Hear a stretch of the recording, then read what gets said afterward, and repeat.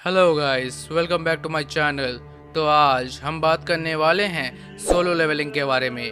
तो हाल ही में solo levelling का सीज़न 2 एंड हुआ है और इस वीडियो में हम सोलो लेवलिंग की एंडिंग के बारे में बात करने वाले हैं। तो हाँ, इस वीडियो में स्पॉयलर्स हो सकते हैं जहाँ पर हम सोलो लेवलिंग की एंडिंग और सोलो लेवलिंग के हिस्ट्री के बारे में जानेंगे।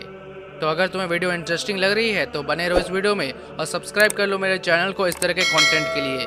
मैं इस तरह से एनिमे और मूवीज से रिलेटेड वीडियो बनाते रहता हूँ। तो चलो स्टार्ट करते हैं। तो अगर जिनको नहीं पता, मैं उनके लिए बता दूं कि सोलो लेवलिंग का वर्ल्ड एक ऐसा वर्ल्ड है जहाँ अर्थ में डंजन्स खुलते हैं जिनके अंदर बहुत से मॉन्स्टर्स होते हैं और इन मॉन्स्टर्स को रोकने के लिए हंटर्स को हायर किया जाता है जो बहुत पावरफुल होते हैं और इन हंटर्स इन्हीं डंजन्स में जाकर इन मॉन्स्टर्स को मार देते हैं जिससे ये पूरे एरिया में ना फैल जाए। और यहाँ पर उन्हें बहुत से रिवॉर्ड्स और अलग अलग टाइप के वेपन्स मिलते हैं जिसका यूज़ करके और अलग अलग तरह के डंजन्स में जाते हैं और ताकतवर मॉन्स्टर्स के साथ लड़ते हैं, जहाँ पर हंटर्स के पावर लेवल के हिसाब से उनके रैंक्स दिए गए हैं। और हमारा जो मेन प्रोटैगनिस्ट जिन्बू है वो ई रैंक का हंटर हुआ करता था तब तक जब वो एक डबल डंजन के अंदर नहीं गया अपनी टीम के साथ और वहाँ पर दूसरों को बचाने के चक्कर में अपने आप को सेक्रीफाइस नहीं कर दिया, जहाँ पर वो प्लेयर बना और सिस्टम ने लेवल अप की पावर मिली, जहाँ पर वो डेली टास्क कंप्लीट करता है और अपनी पावर्स को बढ़ाता है। ऐसा ही करके उसको शेडो मोनार्क का टाइटल मिला और उसे एराइज की पावर मिली और ये बहुत ही ज़्यादा ओपी पावर है जिसमें वो हराए हुए बंदे या मरे हुए बंदों को अपने शेडो आर्मी में ज्वाइन करा सकता है, उन्हें वापस से जिंदा करके, और वो पूरी तरह से उसके लिए लॉयल होते हैं। ऐसा ही करके उसने इगरिस और सीजन 2 के लास्ट में उसने एंट किंग बीरू को भी अपने आर्मी में ज्वाइन करा लिया।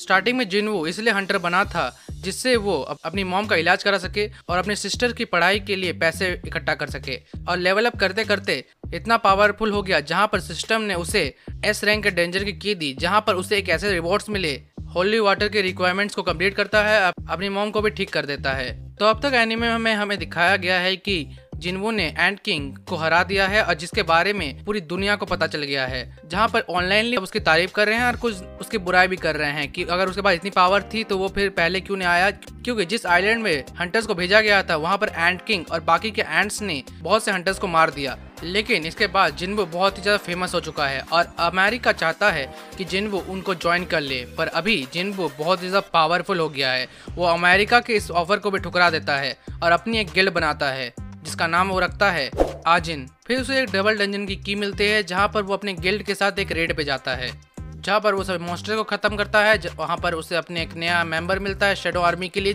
जीमा। फिर वो डबल डंजन की का यूज करके डबल डंजन में एंटर करता है जहाँ पर वो मिलता है आर्किटेक्चर से। अभी आर्किटेक्चर वही है जिसने स्टार्टिंग के टाइम पे उस डंजन को बनाया था और जो जिन्वू के पास पावर्स आई है वो जो जितना भी शेड्यूल जितना भी वो सिस्टम है वो इसी ने बनाया है, जहाँ पर वो बताता है कि जो जिन्वू है वो शेडो मोनार्क एशवॉन का वेसल है। और ऐसा कहकर आर्किटेक्चर जिन्वू की बॉडी के अंदर एशवॉन को फिर से रिबॉर्न करने का प्रोसेस स्टार्ट कर देता है, लेकिन एशवॉन कहता है ओ नहीं ओ नहीं ओ नहीं ओ नहीं ओ। लेकिन एशवॉन जिन्वू की बॉडी के अंदर रिबॉर्न होने के बजाय अपनी सारी पावर्स जिन्वू को दे देता है, उसे अपना अगला सक्सेसर बना देता है। अब ये देखकर आर्किटेक्चर गुस्सा हो जाता है और वो जिन्वू को मारने के लिए आगे बढ़ता है, लेकिन उससे पहले जिन्वू उस आर्किटेक्चर को मार देता है। अभी जिन्वू के पास एशवॉन की पूरी पावर्स हैं और साथ ही साथ उसके पास है अनलिमिटेड मानवा की पावर। अब मानवा एक तरह से एनर्जी ही है, जैसे ड्रैगन बॉल में की उस टाइप का समझ सकते हो। लेकिन दूसरी तरफ जापान में एस रैंक का एक डंजन खुलना स्टार्ट हो जाता है। अब जापान के पास अपने पावरफुल हंटर्स नहीं है क्योंकि जो जिस एंट किंग के आइलैंड पे उन्होंने उसे भेजा था वहाँ पर बहुत से जापान के हंटर्स मारे जा चुके हैं। तो जापान रशिया से कांटेक्ट करता है अपनी मदद करने के लिए, जिसमें वो रशिया के सबसे पावरफुल हंटर यूरी को हायर करना चाहते हैं, पर यूरी बहुत ही ज्यादा पैसे डिमांड करता है और जब वो वहाँ पर आता है सबसे पहले वही मारा जाता है। पैसा बर्बाद बहन। फिर वहाँ पर जिन्वू आता है, बहुत से मॉन्स्टर्स को मारता है। फिर वहाँ पर उसकी मुलाकात होती है मोनार्क बिगिनिंग से, लेकिन जिन्वू उसको भी मार देता है। फिर ग्लोबली एक मीटिंग होती है जहाँ पर बहुत से पावरफुल हंटर्स आए हैं, हमारा जिन्वू भी आया है और साथ ही वर्ल्ड का सबसे पावरफुल हंटर थॉमस भी वहीं पे है। लेकिन हुआंग जिन्वू के दोस्त जिनहो को किडनैप कर लेता है और बहुत ज़्यादा टॉर्चर करता है। जब जिन्वू को ये पता चलता है तो वो वहाँ पर आता है, वांग हो को मारता है। फिर उसे रोकने के लिए थॉमस वहां आता है। फिर दोनों के बीच लड़ाई होती है जहां पर जिन्वू की शेडो आर्मी और थॉमस के गिल्ड के बीच एक बहुत ही खतरनाक लड़ाई होती है, जहां पर जिन्वू थॉमस को बहुत मारता है और उसे अधमरा करके छोड़ देता है। फिर पता चलता है कि वर्ल्ड के 2 सबसे पावरफुल हंटर्स को किसी ने मार दिया है और वो अपने आप को मोनार्क्स कह रहे हैं, और उन्हीं मोनार्क्स में से कोई एक फ्रॉस्ट प्रेसिडेंट को भी मार देता है। और आखिरी बार वो जिन्बू को कहता है कि प्लीज तो ह्यूमैनिटी का साथ दो। फिर जिन्बू अपनी फैमिली के साथ थोड़ा टाइम स्पेंड करता है, अपनी गर्लफ्रेंड चाय के साथ थोड़ा सा टाइम स्पेंड करता है। फिर अचानक से पूरे वर्ल्ड में 9 बड़े बड़े गेट्स ओपन हो जाते हैं और उन्हीं गेट्स में से आते हैं मोनार्क ऑफ बीस्ट, फ्रॉस्ट और प्लेइंग, जिनके साथ जिन्बू की फाइट होती है, जहाँ पर वो प्लेइंग को तो मार देता है पर मोनार्क ऑफ बीस्ट और फ्रॉस्ट मिलकर उसे मार देते हैं। ये क्या हो गया? और ये पहली बार था कि जिन्बू मरा रीअवेकनिंग के बाद, जहाँ पर देखता है कि जब वो रीअवेकनिंग के बाद जिस हॉस्पिटल में आया था वो वापस से वहीं आ गया है, पर उसकी पावर्स और उसकी शेडो आर्मी वो अभी भी उसके साथ है। जहाँ पर उसका लेवल जैसा था वैसा ही है, जहाँ पर वो कुछ टाइम वहाँ स्पेंड करता है। अब इस टाइम उसे फ्यूचर पता है तो वो बहुत से लोगों को बचाता भी है, पर अचानक से उसके पास एक नोटिफिकेशन आता है जहाँ पर वो वर्ल्ड को रिस्टोर करने का ऑप्शन आता है। जिन्बू इसे मना करता है, लेकिन बार बार ये ऑप्शन आता है जिससे वो समझ जाता है कि जो ये नोटिफिकेशन है ये और कोई नहीं एशबॉर्न है, जो चाहता है कि वापस से उस वर्ल्ड में आए जहाँ पर वो मरा।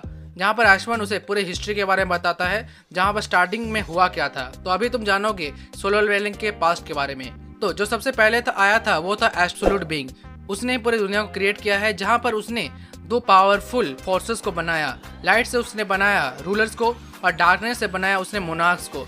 जहाँ पर रूलर्स दुनिया को बचाएंगे वहीं पर मोनार्क्स दुनिया को खत्म करेंगे, जहाँ पर ये दोनों एक दूसरे काफी लंबे टाइम तक लड़ते रहे। अब ऐसा उसने इसलिए किया जिससे दुनिया का बैलेंस बना रहे।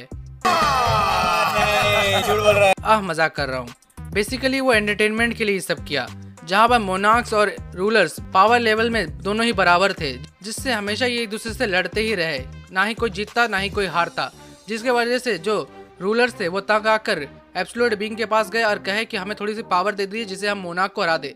पर एब्सोल्यूट बीइंग ने कुछ नहीं कहा, जिससे वो समझ गए कि जो एब्सोल्यूट बीइंग है निकल जा, तुम हमारे हो ना हम तुम्हारे, दूर हो जाओ यहाँ से। मीन्स वो चाहता है कि ये लोग लड़ते रहें और उसका एंटरटेनमेंट होता रहे।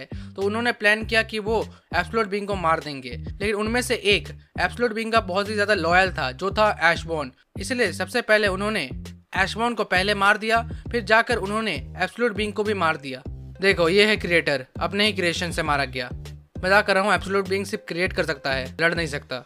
पता नहीं अब ऐसा क्यों है। लेकिन जो एशबॉर्न था वो एब्सोल्यूट बीइंग का बहुत ही ज्यादा लॉयल था, इसीलिए एब्सोल्यूट बीइंग ने मरने से पहले उसे एराइज की पावर दी, जिससे वो वापस जिंदा हो सकता है। एराइज बोलकर वापस से जिंदा हो गया, लेकिन अब तक बहुत देर हो चुकी थी क्योंकि एब्सोल्यूट बीइंग मारा जा चुका था। इसीलिए एशबॉर्न ने मोनार्क्स के साथ मिलकर रूलर्स के खिलाफ लड़ाई करना शुरू कर दिया। काफी लंबी लड़ाई हुई, जिसमें एशबॉर्न बहुत ज्यादा पावरफुल हो गया। जैसे ही वो रूलर्स को मारता उनको अपनी आर्मी में ज्वाइन करा लेता, लेकिन उसकी बढ़ती पावर को देखकर मोनार्क्स भी उससे डरने लगे और उन्होंने भी एशबॉर्न पर हमला करना शुरू कर दिया, जिसकी वजह से एशबॉर्न ने कई मोनार्क्स को भी मार दिया, लेकिन उसकी आर्मी भी कमजोर हो गई। तभी उसी टाइम पर रूलर्स आए, लेकिन वो एशबॉर्न से लड़ना नहीं चाहते थे, बल्कि उन्होंने माफी मांगी और कहा कि इस लड़ाई को खत्म कर दो। लेकिन इस टाइम पे एशबॉर्न बहुत ही तंग आ गया था रूलर्स और मोनार्क के बीच की इस लड़ाई की वजह से, जिसके वजह से उसने थोड़ा ब्रेक लिया, जिसमें उसने फैसला किया कि जो मोनार्क्स उसे मारना चाहते थे वो उनसे बदला जरूर लेगा। लेकिन जब तक वो वापस आया उसने देखा कि सभी रूलर्स ने कई मोनार्क्स को पहले ही मार दिया है और मोनार्क ऑफ बिगनिंग को अपने कब्जे में कर लिया है, जैसे तुमने स्टार्टिंग के टाइम में देखा होगा। अब कुछ जो मोनार्क्स बचे थे उन्होंने अर्थ को अपने छुपने का जगह बनाया। अब उन्हें मारने के लिए बाकी के रूलर्स अर्थ में गए, लेकिन जब भी वो लड़ते थे अर्थ तबाह हो जाता था। इसलिए उन्होंने कप ऑफ रिकार्नेशन का यूज किया, जिसका यूज करके वो बार बार समय को पीछे कर सकते हैं। लेकिन जब भी वो लड़ते थे हमेशा रिजल्ट एक ही होता कि अर्थ तबाह हो जाता, और कप ऑफ रिकार्नेशन की एक लिमिट थी, जिसकी वजह से उन्होंने इसे फिर से यूज किया और इस बार उन्होंने अर्थ में डंजन्स को बनाया, अर्थ के कुछ लोगों को अपना वेसल बनाकर उन मॉन्स्टर्स से लड़ सकें। लेकिन एशबॉर्न को अपना कोई वेसल नहीं मिल पा रहा था, क्योंकि एशबॉर्न बहुत ज़्यादा पावरफुल था। इसीलिए उसने आर्किटेक्चर के साथ मिलकर एक ऐसा सिस्टम बनाया जहां पर वो अपने लिए एक अच्छा वेसल को ढूंढ सके। मीन्स यहाँ जिन्बू की बात हो रही है। वो कोई पावरफुल वेसल नहीं चाहता था, बल्कि एक कमजोर वेसल चाहता था जिसको टाइम टू टाइम धीरे धीरे पावरफुल बनाया जा सके। वेसल के अंदर वो धीरे धीरे अपनी पावर इम्प्लांट कर सके। लेकिन आर्किटेक्चर ने इतना कुछ करने के लिए उससे एक शर्त रखी कि अगर वो ये सब करेगा उसके बदले वो उसे इमॉर्टलिटी की पावर देगा।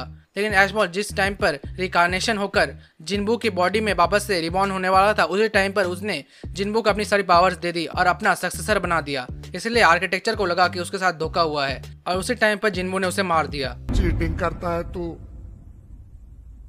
चीटिंग करता है तू। अब इतना कुछ सुनने के बाद जिन्बू ने फैसला लिया कि वो वापस से उस पुराने वर्ल्ड में जाएगा जहाँ पर वो मरा है, और उसने कहा एराइज। जहाँ पर जैसे वो जिंदा होता है वो देखता है अपने फादर को जो उसे प्रोटेक्ट कर रहे हैं बाकी के मोनार्क से। जहाँ पर हमें पता चलता है कि जिन्बू के जो फादर थे खुद एक वेसल हैं किसी रूलर के, जहाँ पर एक डंजन में वो कैद हो गए, जहाँ पर बाकी के रूलर्स ने उन्हें ऑफर दिया कि वो जिन्बू को प्रोटेक्ट करेंगे क्योंकि जिन्बू जो है एस्मोन का वेसल है और वो एक तरह से मोनार्क्स के साथ लड़ाई कर रहा है जिसकी वजह से वो रूलर्स का ही फायदा कर रहा है। लेकिन इतनी लड़ाई कर जिन्बू का फादर भी बहुत ज्यादा घायल हो चुका है और वो भी अपने बेटे से मिलने के बाद मर जाता है। अब इस टाइम पे जिन्बू के पास एस्मोन की सारी पावर्स आ चुकी हैं और उसके पास शैडो मोनार्क की पूरी आर्मी है।